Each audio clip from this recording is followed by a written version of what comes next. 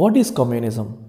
Communism simple టర్మ్స్లో చెప్పాలంటే community ownership, అంటే ప్రైవేట్ ఓనర్షిప్ అనేది కంప్లీట్గా ఉండకూడదు అని చెప్పే ఒక సిద్ధాంతం, ఒక సోషియో ఎకనామిక్ పొలిటికల్ ఐడియాలజీ.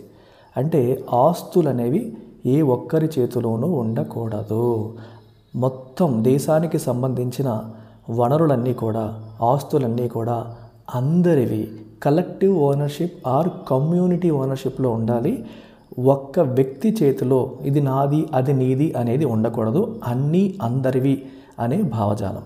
అయితే అన్నీ అందరివి అయినప్పుడు మరి మనుషులు ఎలా పనిచేస్తారు, వాళ్ళకి అవసరాలు వచ్చినప్పుడు ఎలా తీసుకుంటారనే క్వశ్చన్ వస్తుంది. సో ఇక్కడ మన కార్ల్ మార్క్స్ చెప్పిన ఒక ఫేమస్ ఫ్రేజ్ గుర్తు చేసుకోవాలి. From each according to his ability to each according to his need. అంటే అర్థం ఏంటి? ఫ్రమ్ ఈచ్ అంటే ప్రతి ఒక్కరి నుండి, అకార్డింగ్ టు హిజ్ ఎబిలిటీ ఎవరికి ఎంత కెపాసిటీ ఉందో, ఎంత ఎబిలిటీ ఉందో వాళ్ళు అంత కాంట్రిబ్యూట్ చేయాలి. To each according to his need. మరి ఇలా కాంట్రిబ్యూట్ చేసి మనం క్రియేట్ చేస్తున్న గుడ్స్ అండ్ సర్వీసెస్ ఏవైతే ఉన్నాయో వాటి డిస్ట్రిబ్యూషన్ ఎలా జరగాలి? నీడ్ బేసిస్ మీద. నేను ఎక్కువ కష్టపడ్డాను కాబట్టి ఎక్కువ తీసుకుంటానని కాదు.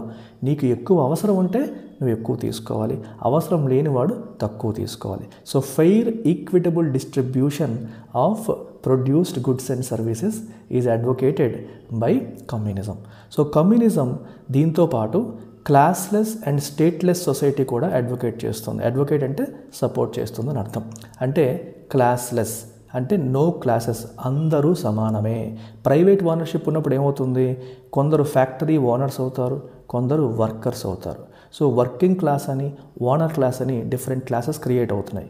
మనకి ప్రైవేట్ ప్రాపర్టీయే లేనప్పుడు, అన్నీ అందరివే అయినప్పుడు there won't be any classes in the society. So classless society. రెండవది, ఈ క్లాసెస్ ఉన్నప్పుడే కాన్ఫ్లిక్ట్ వస్తుంది. కాన్ఫ్లిక్ట్ ఉన్నప్పుడే రిజాల్వ్ చేయాల్సిన అవసరాలు వస్తాయి, లా అవసరం అవుతుంది. లాని అడ్మినిస్ట్రేట్ చేయడానికి స్టేట్స్ అనేవి అవసరం అవుతాయి, ప్రభుత్వం అవసరం అవుతుంది.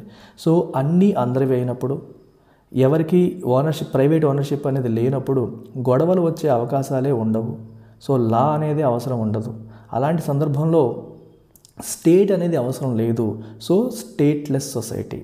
So communism says 3 things: no private ownership, classless and stateless society. I hope you have understood this.